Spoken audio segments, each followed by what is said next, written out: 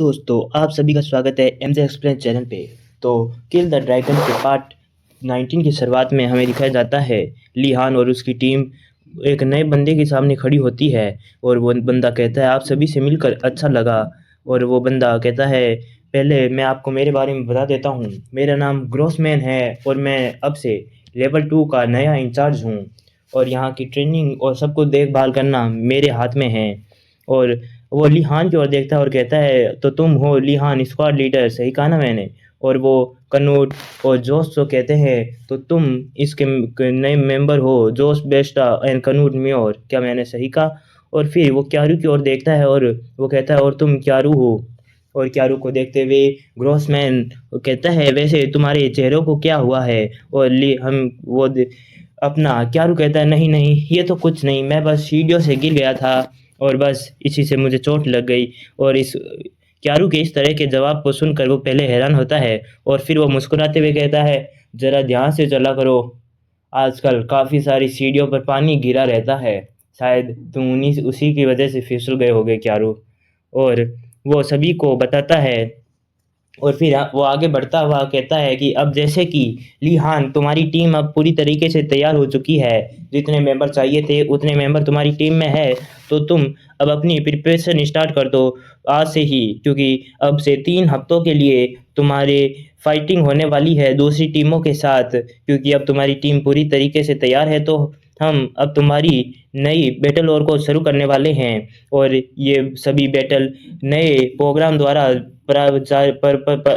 शुरू की गई है, तो तुम समझ सकते हो कि अब किस तरह की ये सारी फाइटिंग होने वाली है। और मेरे हिसाब से तुम ये भी पता होगा कि जो भी फाइट होगी तुम्हारी टीम की दूसरी टीमों के साथ, तो वो बिल्कुल रेंडमली तय तय होती है, जिसमें हम कुछ नहीं कर सकते। और इसके बाद हमें अगला सीन शिफ्ट होता है और हम लिहान को एकदम सूट में देखते हैं और वो कहता है ग्रॉसमैन जैसा कि उसने कहा था ये सब कुछ इतना आसान नहीं होने वाला। और अब हमें दिखा जाता है उनका पहला जो मैच होता है वो गन सर्वाइवल का होता है और उनका जो अपोनेंट होता है वो स्क्वाड 9 होती है, यानी कि पलटून नंबर 9 होती है। और वो सभी पलटून 9 के बंदे बंदूक चलाने में एक्सपर्ट होते हैं, तो ये सब लिहान के लिए मुश्किल होने वाला है। और हमें पलटून 9 दिखा जाती है जो कि काफ़ी ज़्यादा खतरनाक लग रहे होते हैं बंदे। फिर हमारा सीन शिफ्ट होता है और हम कनूट को देखते हैं और वो कनूट अपना हेलमेट उतारते हुए कहता है यार ये बहुत ज़्यादा दर्दनाक है, मेरा पूरा शरीर इससे पसीने से भर रहा है, मैं अब और ज़्यादा सहन नहीं कर सकता हूँ। और तभी अपना लिहान उस पर गुस्सा होता है और वो कहता है तुम साले हरामखोर, तुम्हारी हिम्मत कैसे हुई कि मेरे बगैर पूछे तुमने अपना हेलमेट उतारने की कोशिश की। और वो उसे एक खतरनाक सा लुक देते हुए कहता है याद रखना कनूट मेरी बातों को, यहाँ कोई मजाक नहीं चल रहा। और क्या तुम मरना चाहते हो अपनी इन गलतियों की वजह से, और मेरी परमिशन के बिना आज के बाद इस तरह की गलती ना हो कर पाओ तुम। ये सुनकर कनूट काफ़ी डर जाता है और वो कहता है यस यस सर मैं समझ गया। और तभी अपना लिहान पूरे जोश में कहता है मैं नहीं चाहता कि मेरी पलटून से कोई भी मरे। और आज वो फिर आगे बढ़ते हुए कहता है और आज हम जिस प्लान को फॉलो करने वाले हैं इस मैच को जीतने के लिए, मैंने उसे नाम दिया है और उसका नाम है मूविंग बंकर। ये थोड़ा मैंने अभी अभी सोचा है तो तुम इस पर हंसना मत। और वो तीनों उसके टीम में मेंबर कहते हैं क्या मूविंग बंकर। और फिर हमारा सीन शिफ्ट होता है और हम देखते हैं जहाँ पर एक तरफ अपने लिहान की पूरी टीम होती है और दूसरी तरफ अपनी पलटून 9 होती है। और पलटून 9 और पलटून 13 जो कि हमारे लिहान की है उनके बीच अब मैच स्टार्ट हो जाता है और हमें पलटून 9 का सीन दिखाया जाता है। वो सभी कहते हैं चलो अब इन हरामखोरों को अब यहाँ पर हराया जाए और उन्हें बताया जाए कि रियल बैटल क्या होती है। और हम लिहान को देखते हैं, लिहान अपनी टीम मेंबर से कहता है चलो आज हम ज़रूर जीतेंगे और ये तय है हमारा जीतना आज के लिए। और फिर उनका मैच स्टार्ट हो जाता है और हमें मैच के बाहर का सीन दिखाया जाता है जहां पर सभी जो भी दूसरी टीमें होती हैं वो चिल्ला रहे होते हैं और वो सभी कह रहे होते हैं प्लेटून 9 इन सारे हरामखोरों को हरा दो और इन्हें बता दो कि आखिर गद्दारों के साथ क्या होता है यहाँ पर, और इसी तरीके से वो चिल्ला रहे होते हैं। तभी हमारा डिमिट्री का सीन दिखा जाता है। वो कहता है डिमिट्री कि लीहान तो यहाँ पर काफ़ी ज़्यादा फेमस हो गया है, और यहीं अपना डेल साइमन मन में सोचता होता है कि अब इन हम ये लीहान ज़रूर जानता है कि उनका जिन टीम के साथ आज मुकाबला है वो कोई आसान टीम नहीं है, और आखिर लीहान तुम इस टीम के खिलाफ जीतने के लिए क्या करने वाले हो। और फिर हमारा सीन शिफ्ट होता है, हमें एक बंदे का सीन दिखा हमें उन टीम प्लेटून 9 के बंदों का सीन दिखा जाता है और वो सभी बातें कर रहे होते हैं। मुझे लगता है उनमें से एक बंदा कहता है कि मुझे लगता है कि वो भी हमारी तरह क्या वो मुझे लगता है कि अब भी हमारा स्टार्टिंग पॉइंट पर इंतजार कर रहे होंगे। तो ये सुनकर दूसरा बंदा कहता है हाँ मैं भी यही सोच रहा था, क्योंकि नए बंदों के लिए एक आमने सामने की फाइट करना काफ़ी मुश्किल होता है, तो वो साले छुप कर हम पर हमला करने की कोशिश करेंगे ताकि जीत सके, पर वो हमें नहीं जानते, हम उन पर आगे बढ़ते हुए हमला करेंगे। और फिर हमें एक पेड़ के पीछे सीन दिखा जाता है जहाँ कनूट बैठा हुआ होता है और वो कहता है साले ये हरामखोर बहुत ज़्यादा जल्दी आ रहे हैं हमारे, और इसी तरीके से चलता रहा तो ये प्लान काफ़ी ज़्यादा बेकार हो जाएगा। और तभी अपना कनूट मैसेज से अपने लीहान को बता देता है कि हमारी जो अपोनेंट है वो 200 मीटर की दूरी पर है, और वो कहता है मैं आपकी टीम को जल्दी से ज्वाइन करने वाला हूँ। और हमें दिखाया जाता है एक तरफ अपनी प्लेटून 9 होती है जो अब बाहर धीरे धीरे मूव कर रही होती है, और दूसरी ओर अपने लीहान की टीम होती है। लीहान कहता है शिट ये काफ़ी ज़्यादा जल्दी हो रहा है, ये मेरी उम्मीद से बहुत जल्दी है, अगर इसी तरीके से चलता रहा तो हमारे पास कोई समय नहीं बच जाएगा। और यही हमारा जोश भी कहता है तो साले प्लेटून 9 के बंदे हमारे पास जल्दी आ गए, उन्होंने तो हमें रेस्ट करने का टाइम ही नहीं दिया। और यही हमें एक टूटे हुए पेड़ का सीन दिखाया जाता है जिस पे किनारे पे आग लगी हुई होती है, और अपना लीहान कहता है कि थैंकफुली हमने अपनी जो भी तैयारी थी वो भी तो कर ली, लेकिन अब हमारे पास रिकवर करने की टाइम नहीं है जिससे हम अपनी ताकत को वापस जुटा पाए। और तभी अपना लीहान कुछ सोच रहा होता है और वो कहता है ये काफ़ी गलत सिचुएशन में हम फंस चुके हैं, अगर इसी तरीके से चलता रहा तो हमें लड़ने के लिए हमें ताकत नहीं बचेगी। और तभी हमारा एक सीन शिफ्ट होता है और हमें एक जोरदार धमाके का सीन दिखा जाता है, और हम देखते हैं कि कनूट के पैर पर प्लेटून 9 के एक बंदे ने गोली से वार करके उसे अपंग बना दिया होता है, और उसके पैर में बहुत ज़्यादा दर्द होता है। वो दर्द के मारे बहुत ज़ोर से चिल्लाता है और वो मदद मांगने लगता है।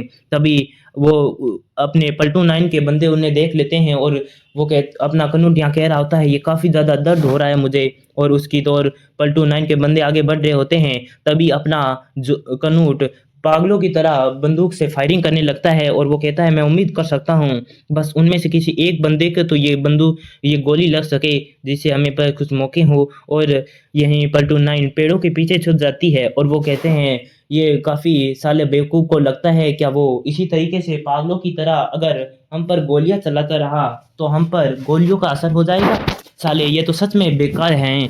और इसी के साथ हमारा शिफ्ट होता है, हम देखते हैं कनूट नीचे गिर गया होता है गोलियां चलाते चलाते, और वो कुछ देख कर हैरान होता है। तभी हमें दिखाया जाता है कनूट पर गोलियां का हमला होता है और उनसे बचते हुए वो पलट कर एक पेड़ के पीछे जाकर छुप जाता है। और अपना कनूट सोचता है कि अभी मैं चाहूँ तो शायद अपनी टीम के साथ जाकर मिल सकता हूँ, लेकिन मैं अपनी इस हालत के साथ केवल उन पर बोझ बनकर रहूँगा, और पर अगर मैं यहाँ रहकर उनका कुछ देर मुकाबला करूँ तो शायद उनके लिए कुछ समय निकाल सकूँ। और यहीं हम प्लेटून 9 का सीन दिखाया जाता है जिनमें से कोई साथी उसका कह रहा होता है कि लगता है इनमें से केवल एक ही यहीं पर है और बाकी सारे बाहर है। और ये सुनकर उनका लीडर कहता है कि नहीं मुझे लगता है वो हमारे लिए ट्रैप बिछा रहे हैं ताकि वो तीनों छुप कर हम पर हमला कर सके। मैं जाकर उस डायरेक्ट में जाकर ये सब तय करता हूँ। और वो कुछ सोचता है और वह तो कहता है कि मैं जब बाहर जाऊँ तो मुझे कवर देना तुम सभी। और हमारा सीन शिफ्ट होता है, हमें लीहान और उसकी टीम का सीन दिखा जाता है। लीहान कहता है चलो अब हमें हमारी प्लानिंग के अनुसार अपना मैच शुरू करना चाहिए, हमें कनूट का थैंक यू करना चाहिए कि उसने हमें एक अच्छा मौका दे दिया और हमें रेस्ट करने का मौका मिला और हमने अपनी स्टैंड को वापस अपना लिया। मैं ये पक्के श्योर हो सकता लीहान कहता है मैं ये पक्का कह सकता हूँ कि वो कनूट काफ़ी ज़्यादा इंजर होगा पर उसने वहाँ रहकर हमारे लिए टाइम बाय करने का सोचा, ये उसकी काफ़ी बेहतरीन बात है, मुझे काफ़ी पसंद आई। और जोश भी कहता है हाँ, थैंक यू तो उसका बनता है, उसकी वजह से हमने काफ़ी अच्छे से अपनी रिकवरी कर ली और अब हमारे पास इनफ इंस्टेंट है जिससे हम उनसे फाइट कर सके लिहान। और यही क्यारू कहता है हाँ, अब हम अपनी टेनिकलाइसिस पावर का यूज़ करके, वैसे अच्छा हुआ कि हमने अपनी टेनिकलाइसिस और आग की पावर का यूज़ करके इस पेड़ के टुकड़े को बहुत जल्दी से तोड़ लिया था। और अपना लिहान, और वो कहता है तो लिहान अपनी टीम को जोश दिलाते हुए कहता है तो चलो अब हमारी बारी है, कनूट ने अपना काम कर दिया, अब इस मैच को जीतने की बारी हमारी है। ये कहते हुए लिहान, कनू और अपना क्यारू और जोश तीनों तैयार हो जाते हैं।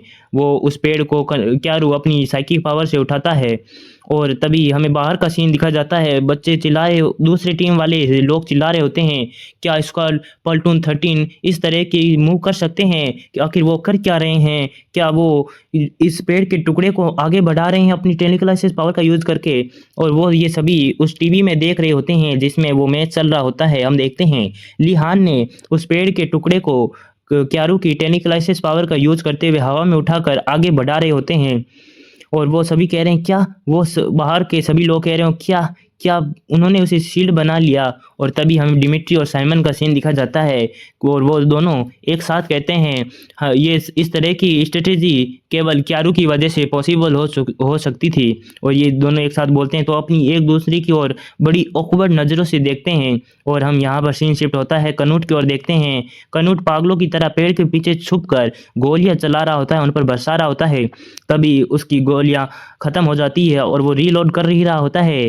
तभी प्लाटून 9 का कमांडर वहाँ लीडर वहाँ पर आ जाता है और वो कहता है वाह, तो तुम यहाँ पर खुद अकेले ही थे, मुझे लगा था कि तुम्हारे साथी हमारा इंतजार कर रहे होते हैं ताकि हमें फंसा सके, पर मेरी किस्मत काफ़ी अच्छी है तो मुझे बस तुम अकेले मिले, अब मुझे सरेंडर कर दो। और ये कहते हुए वो उसे वहीं पर हमें वापस डिमिट्री और सीन का दिखा जाता है कि ओ नो, डिमिट्री कहता है ये काफ़ी गलत हुआ, ली हान की टीम का एक मेंबर तो पहले ही आउट हो गया, पर कोई बात नहीं, उनके पास एक सही स्ट्रेटेजी है, वो ज़रूर इस मैच को जीत सकते हैं। और अपना डिमिट्री अपना डेल साइमन मन में सोचता है कि ज़रूर मैं ये सोच सकता हूँ कि ली हान ये जानता है कि उनकी इस तरह की स्ट्रेटेजी में एक वीकनेस है, मैं बस ये उम्मीद करता हूँ कि ली हान इसे बस जानता हो। और हमें दिखा जाता है प्लाटून 9 का सीन जो पागलों की तरह उस अपने ली हान के मूविंग बंकर पर हमला कर रहे होते हैं और वो कह रहे हैं क्या वो लगातार हमारी ओर आगे बढ़ रहे हैं और हम उनका कुछ नहीं बिगाड़ पा रहे हैं। और अपना प्लाटून 9 का टीम लीडर ये सोच रहा होता है कि हमारी टीम में केवल शूटिंग स्किल वाले बंदे हैं जो बस शूटिंग करना जानते हैं, वो इस तरह की साइकिक पावर को यूज़ नहीं कर सकते जिससे वो उस बड़े से पेड़ के टुकड़े को अपनी साइकिक पावर से यूज़ करके उसे दूर फेंक सके और हमारी कुछ मदद हो सके, लेकिन अब हम क्या ही कर सकते हैं। और तभी अपना ली हान कहता है ओह, तो वो अब मुझे दिख चुके हैं। और वो पागलों की तरह वो भी अपनी स्किल का फायरिंग स्किल का उपयोग करते हुए उन पर गोलियां चलाते लगता है। और यहाँ पर टीम प्लाटून 9 की भी हालत लगातार ख़राब हो रही होती है। और अपना ली हान सोचता है मैं जानता हूँ हमारी इस मूवी बंकर की वीकनेस क्या है, पर मैं इसके लिए तैयार हूँ। और हमें दिखाया जाता है जोश को जो अपनी फायरिंग एबिलिटी का यूज़ करते हुए टीम 9 के आसपास आग लगा देता है और धुआं ही धुआं कर देता है। और वो टीम प्लाटून 9 के सभी लोग ये देखकर हैरान हो रहे होते हैं कि अब यहाँ पर हम अच्छे से सांस भी नहीं ले पा रहे हैं। और बाहर सभी कह रहे हैं कि उन्होंने सारा इलाका धुएं से कवर कर दिया है, क्या इस तरह की स्ट्रेटजी इस तरह में लव है। और यहाँ पर अपना जोश खुश हो रहा होता है कि सालों को हमने अब घेर लिया है लिहान, अब हम उन्हें हरा सकते हैं। और अपना लिहान कहता है हाँ, तुमने काफ़ी अच्छा किया, अब याद रखना कि इस धुएं से जो भी बाहर आए उन्हें तुम संभालना जोश। और तभी हमें उनकी हालत दिखाई जाती है कि दो बंदे बाहर आ जाते हैं प्लाटून 9 के और ये देखकर जोश उन्हें गोली से मारकर उन्हें हरा देता है। और यहाँ पर प्लाटून 9 का लीडर ये देखकर हैरान होता है कि हमारे दो बंदे पहले ही हार चुके हैं। और अपना दूसरा प्लेटून 9 का बंदा कहता है कि मैं उम्मीद करता हूँ वो हमें इस धुएँ में ना देख सके। तभी वहाँ पर 2 गोलियाँ आती है और उन दोनों को भी लगकर वहाँ पर बहुत ज़्यादा चोट आ जाती है। हमें दिखाया जाता है कि ली हान ने क्यारू की साइकी पावर के साथ अपनी आँखें मर्ज कर ली होती है, जिससे वो सब कुछ देख सकता है आसानी से और वो और गोलियाँ चलाने लगता है और लगातार गोलियाँ चलाने से हमें दिखाया जाता है बाहर का सीन। सभी लोग चिल्लाने लगते हैं कि क्या वाक़ई प्लेटून 13 जीत चुकी है, ली हान जीत चुका है, इसी तरीके से चिल्लाने लगते हैं। और यहाँ पर डिमिट्री और डेल साइमन भी बहुत ज़्यादा खुश हो रहे होते हैं कि ये इस तरह की क्यारू और ली हान ही कर सकते हैं। और हमें ली हान की टीम का सीन दिखाया जाता है जो काफ़ी खुश हो रहे होते हैं। ली हान भी काफ़ी खुश होता है और हमारा बाहर का शिफ्ट होता है जहाँ उन्हें टीवी पर कोई देख रहा होता है और हम देखते हैं ये कोई और नहीं ग्रॉसमैन होता है। ग्रॉसमैन ली हान को देखता है और एक अजीब सा लुक दे रहा होता है और ये लुक दोस्तों हम जानते हैं डेविल के सिवा और कोई नहीं दे सकता। इसी के साथ हमारा ये चैप्टर आज यहीं समाप्त होता है। हम मिलते हैं कल एक और नए चैप्टर के साथ। पर जाने से पहले दोस्तों मेरी एक बात सुन लीजिएगा। आप अगर हमारे चैनल पर नए हैं, हमारे चैनल को सब्सक्राइब करना ना भूलें और इस वीडियो को लाइक करके अपने दोस्तों के साथ शेयर करना ना भूलें। हम मिलते हैं कल एक और नए वीडियो के साथ। आज के लिए बस इतना ही।